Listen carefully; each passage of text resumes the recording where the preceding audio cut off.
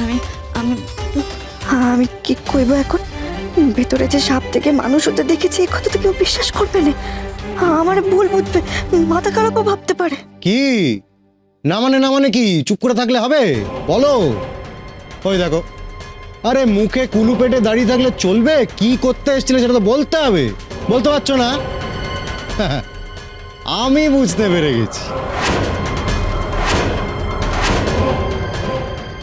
ওখান থেকে যখন দেখেছিলাম তুমি এখানে দাঁড়িয়ে আছো, তখনই আমার সন্দেহ হয়েছে নিশ্চয় কিছু একটা কাণ্ড ঘটিয়েছো।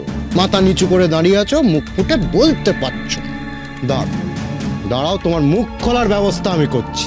ও শাশুড়ি মা, পঞ্চমীকে কোনো কাজ দিয়ে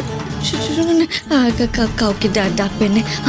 আমি আর ঢুকছি না, আমি চলে যাচ্ছি। এই চলে যাচ্ছি। দেখুন নীলকণ্ঠ, এই জামাইবাবু যদি ভেতরে ঢুকে পড়েন আমি সরে গেলে, যদি দেখে পেলেন জ্যোতিষ মাসিকে, কিংবা জ্যোতিষ মাসির ফের সাপ হয়ে যাওয়া। কি বলো? কি কিছু একটা তুমি লুকোচ্ছ? খোলসা করে বলো। কি বলছিলে? ঠাকুর ঘরে ঢুকবো না মানে? তার মানে কি তুমি ঠাকুর ঘরে ঢুকেছিলে? মানে আগে ঢুকেছিলে, ঢুকে বেরিয়ে এসছো? তোমাকে কোনো বিশ্বাস, তোমাকে একদম বিশ্বাস করি না আমি। দাঁড়াও। ও শাশুড়ি মা, দেখুন পঞ্চমী কি করছে, তাড়াতাড়ি আসুন। আমি ভেতরে যাবো। ভেতরে কিছু হয় না। এই তো আমি চলে যাচ্ছি। দেখুন কোনো কথা শুনবো না, আমি কোনো কথা শুনতে চাই না। চলে যাবো বলছো, কিন্তু ঠায় দাঁড়িয়ে আছো, যাচ্ছ না। কেস তো কিছু একটা আছেই। সরো। ও শাশুড়ি মা, দেখুন পঞ্চমীর কাণ্ড দেখুন। সরো।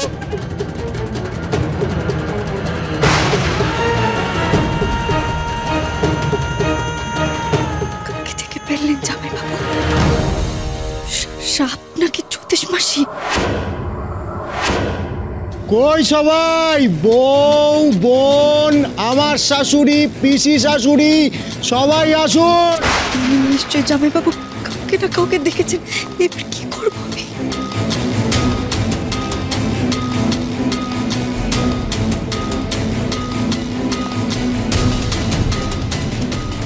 পঞ্চমী, ভেতরে এসো।